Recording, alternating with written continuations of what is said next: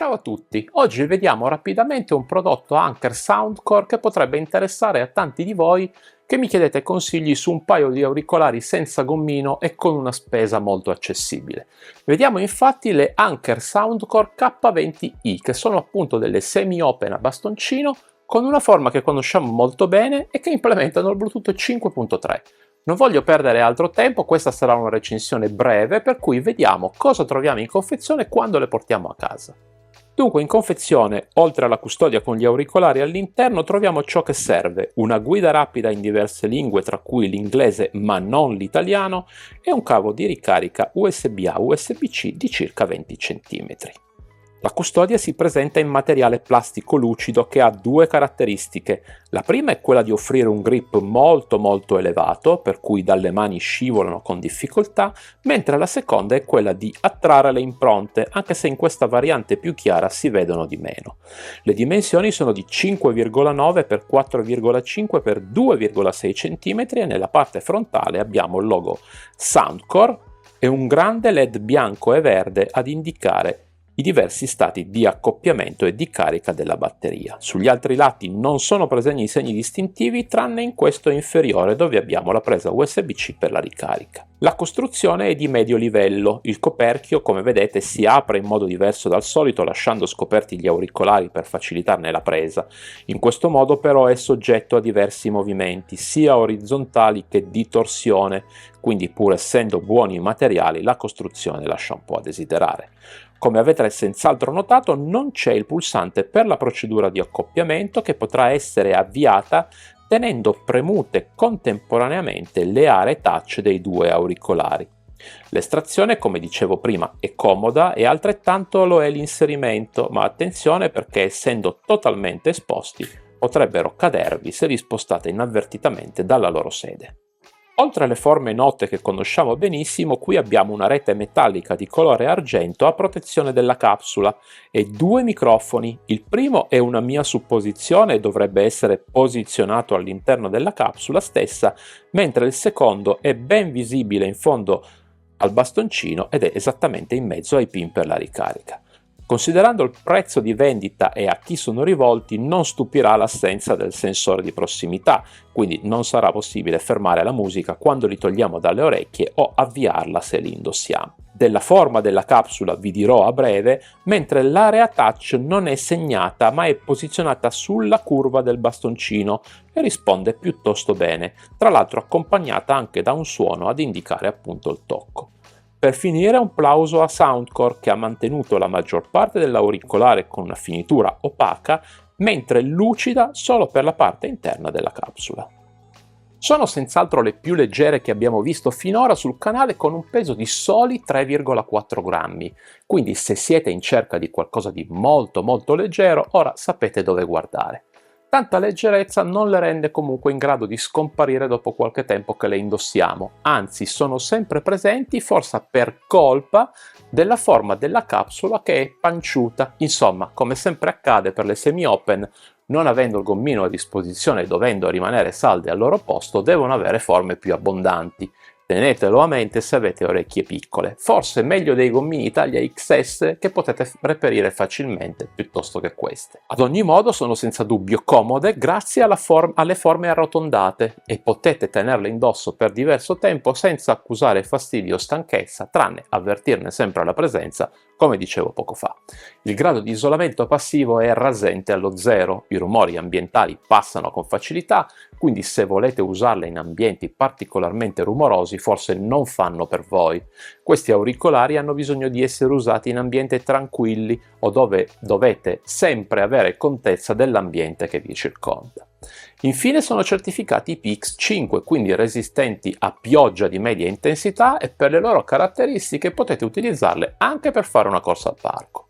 L'applicazione Soundcore l'abbiamo vista diverse volte sul canale e non mi dilungherò. Mostra solo lo stato di carica degli auricolari e non della custodia. È possibile impostare diverse equalizzazioni e ne sono disponibili ben 22 tra le quali scegliere, oppure la possibilità di crearne di personalizzate. Infine è possibile impostare la modalità gioco a più bassa latenza. Tra le impostazioni secondarie degne di nota sono la possibilità di disabilitare il suono al tocco, impostare uno spegnimento automatico dopo un certo periodo di inattività e la possibilità di farle suonare se le abbiamo perse di vista. È disponibile anche la funzione che cerca eventuali aggiornamenti firmware e ci guida nella procedura di installazione. I controlli, come abbiamo visto in precedenza per le P30i, sono minimali, nel senso che sia il tocco singolo, il tocco triplo e quello prolungato sono disabilitati. In pratica abbiamo 8 comandi in totale, di cui solo 2 sono impostati di fabbrica. Quale senso abbia tutto questo non ci è dato sapere. Rimane quindi attivo solo il doppio tocco, che sul destro esegue il comando di play e pausa, mentre sul sinistro va alla traccia successiva. La lista delle azioni da cui attingere cambia in base al comando. Per il tocco singolo possiamo scegliere tra la gestione del volume o quella delle tracce, mentre sugli altri comandi abbiamo in più l'attivazione dell'assistente vocale. Da segnalare che l'applicazione fa consultare ma non modificare i 2 comandi per la gestione delle chiamate, dove con il doppio tocco accettiamo, mentre con quello prolungato rifiutiamo la chiamata in entrata. Sono delle semi-open o semi-near se volete e si portano dietro i comuni problemi di questo tipo di formato. In questo caso il suono non ha profondità sufficiente per risultare pienamente appagante e il driver da 13 mm si sforza ma fa quello che può.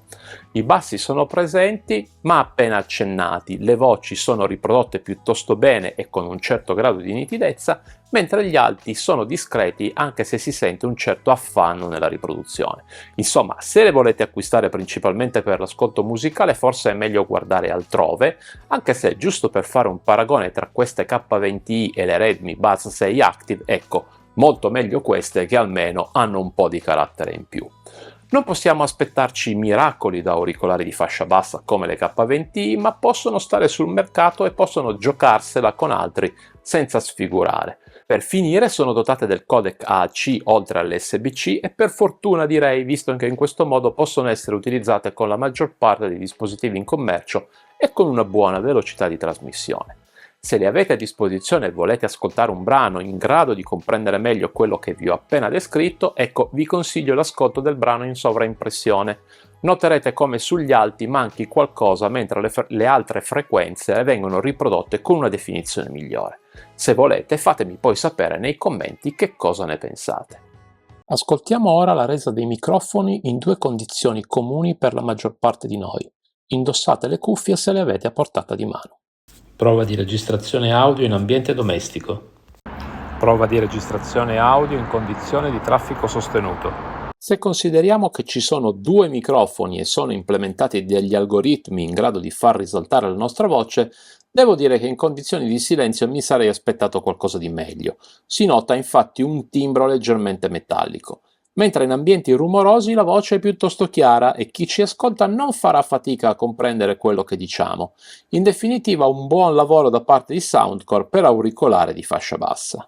Soundcore dichiara una durata della singola ricarica di 6 ore, ma senza specificare in quali condizioni sono stati eseguiti i test. Ebbene, con il volume impostato all'80%, il codec AAC e la mia solita playlist, queste K20i hanno suonato ininterrottamente per poco più di 5 ore.